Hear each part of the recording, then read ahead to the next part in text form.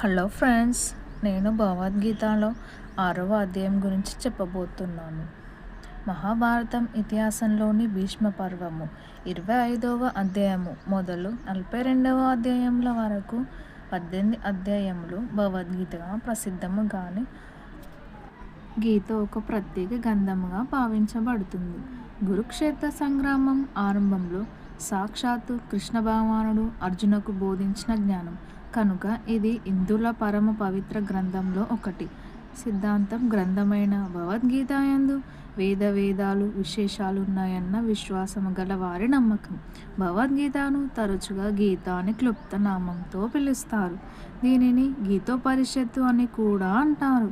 భగవద్గీతలో భగవంతుని తత్వము, ఆత్మతత్వము, జీవన గమ్యము, గమ్య సాధన విధానాలుగా బోధించబడుతున్నాయి. కర్మఫలాన్ని కోరుకుంటూ చేయవలసిన కర్మను చేయువాడే నిజమైన సన్యాసి, యోగి. అంతేకాని అగ్ని హోత్రాది కర్మలు మానేసినంత మాత్రాన కాదు. సన్యాసం అంటే యోగమన్న ఒక్కటే సంకల్పాలు కలవాడు యోగి కాలేడు. యోగాన్ని కోరేవాడికి మొదట కర్మనే సాధన.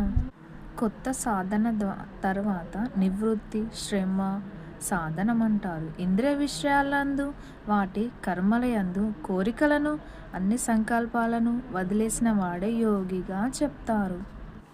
ఎవరికి వారే ఉద్దేశించుకోవాలి. కానీ పతనం కాకుండా ఆత్మకు ఆత్మబంధు నిగ్రహం కలవారికి, శత్రువు నిగ్రహాలు లేని వారికి, మానవమానాల శీతోష్ణస్థి సుఖదుఖాలను సమానంగా చూసేవాడు సంపాదించిన అనుభవం జ్ఞానంచే సంతృప్తి గలవా. కుటస్థుడు యుక్తుడే యోగి అయి మట్టిని, రాతిని, బంగారాన్ని ఒకేలా చూస్తాడు. శత్రులయందు, మిత్రులయందు, బంధువులయందు, సాధవులయందు సమబుద్ధి కలిగిన యోగియే శ్రేష్ఠుడు. ఆశలను వదిలి ఏకాంతం ప్రదేశంలో యోగాభ్యాసం చేయాలి. ధాన్య పద్ధతి శుభ్రమైన ప్రదేశంలో, మరి ఎత్తు లేక తగ్గు కాని పీఠంపై దర్భలు, జింక లేక పులి చర్మము, దానిపై వస్త్రం పరిచి ఆసనం ఏర్పరచుకోవాలి. దానిపై నిటారుగా కూర్చోండి. నాసిరకం భూమధ్యపై చూపు కేంద్రీకరించి మనసును ఏకాగ్రత నిలిచి అదుపులో ఉంచుకోవాలి. భయపడకుండా ప్రశాంతంగా నాయందు మనసు నిలిపి నిత్యం యోగాభ్యాసం చేయువాడు నన్ను నా స్థితిని పొందుతాడు. నియమాలు: ఎక్కువగా తినకుండా ఉపవాసం చేయరాదు, ఎక్కువగా నిద్రపోరాదు, జాగారం చేయరాదు. అన్నిటియందు మిత్తం కలిగిన వారికి ఈ దుఃఖ వినాశన యోగం సిద్ధిస్తుంది. యోగ సాధనుని మనసును గాలి లేని చోట ఉంచిన దీపం వలె నిశ్చలంగా ఉంటుంది. యోగము అనగా ఇంద్రియాల జ్ఞానంచే గ్రహించబడిన అనంత సుఖము. నిత్యం ఆత్మను, బుద్ధి సుఖాలను చెలింపకుండా దుఃఖాలను వదిలి దరిచేరిన స్థితిని యోగం అంటారు. అన్ని కోరికలను వదిలి ఇంద్రియ నిగ్రహంతో ప్రపంచ విషయాల నుండి బుద్ధిని మార్చాలి. మనసును ఆత్మయందే నిలిపి అన్ని ఆలోచనలను విడనాడాలి. చంచలమైన మనసును విషయాలపై నుండి ఆత్మవైపుకు మార్చుకోవాలి. ప్రశాంత మనసు గల యోగిని బ్రహ్మానందం తనకు తానే వరిస్తుంది. దోషభావాలు లేని యోగి ఈ ఆనందాన్ని ఎప్పుడూ నిరంతరంగా పొందుతాడు. ఈ యోగి సమదృష్టి కలిగి అన్ని ప్రాణాలను తనయందే, నాయందు నా ప్రాణాలను వదిలి నన్ను దర్శిస్తాడు. అతడి యందే నా దృష్టి ఉంటుంది. అర్జునుడు: కృష్ణ, మనసు స్వభావం సిద్ధంగా చంచలమైనది కదా. గాలిని నిరోధించడం లానే కష్టమైన మనసును ఎలా నిగ్రహించామంటావు?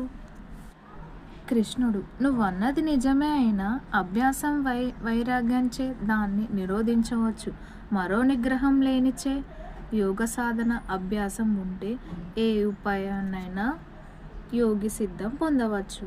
అర్జునుడు: మరి శ్రద్ధ ఉండి కూడా ప్రయత్నించలేనివాడు ఏ కారణంచేనైనా మనసును చెలించి సిద్ధి సిద్ధి పొందని వాడి గతి ఏమిటి?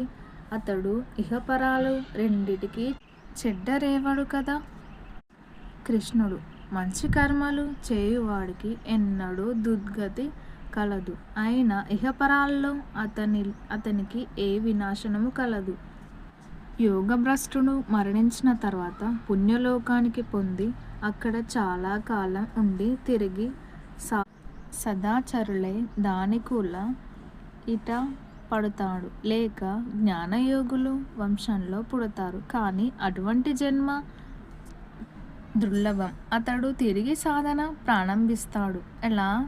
జన్మ పరంపరం అభ్యాసం వలన పాపపుణ్యాలను అధిగమించి పరమాత్మను పొందుతాడు. కర్మను చేయువారి కంటే, జ్ఞానుల కంటే, తపస్సుల కంటే యోగిసే శ్రేష్ఠుడై సర్వశ్రేష్ఠుడు కావును. నువ్వు కూడా యోగివి కావాలి.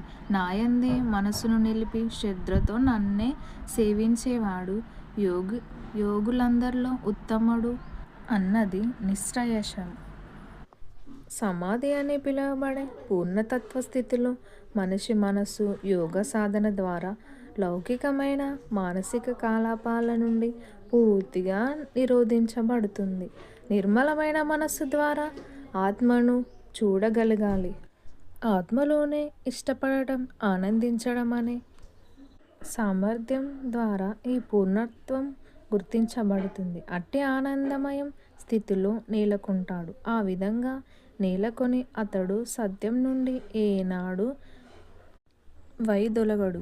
దీనిని పొందిన తర్వాత అతడు దానికి మించిన లాభము వేరొకటి లేదని తలుస్తాడు. అటువంటి స్థితిలో నేలకొని అతడు గొప్ప కష్టములను, భౌతిక సంతృప్తిని వలన కలిగే సమస్త శ్లోకాల నుండి ఇదే విజ్ఞప్తిగా అసలైన ముక్తి. అర్జునుడు పలికాడు: ఓ మధుసూదన, మనసు చంచలము, అస్థిరము కనుక నీవు సంగ్రహంగా చెప్పిన యోగ పద్ధతి నాకు అసాధ్యమైనదిగా, సహింపరానిదిగా కనిపిస్తుంది. కృష్ణ, మనసు చంచలము, అల్లకల్లోలము, మొండి పట్టు కలిగి బలవంతమైన కనుక దానిని లొంగదీసుకోవడం, అణవర్చుకోవడం కంటే ఎక్కువ కఠిన నేను భావిస్తున్నాను. శ్రీకృష్ణ భగవానుడు పలికాడు: ఓ మహాబాహువులు కలిగిన కుంతిపుత్ర, చంచలమైన మనస్సు నిగ్రహము, నిర్దేశంగా అతి కష్టమైన కానీ తగిన సాధన ద్వారా, వైరాగ్యం ద్వారా అది సాధన పడుతుంది. మనిషి తన మనస్సు సహాయంతో తనకు తాను తప్పక ఉద్దేశించుకోవాలి. కానీ పతనం కలిగించుకోవడం మనసు, బుద్ధి, జీవులను, మిత్రులను, అలాగే శత్రులను కూడా అయి ఉన్నది.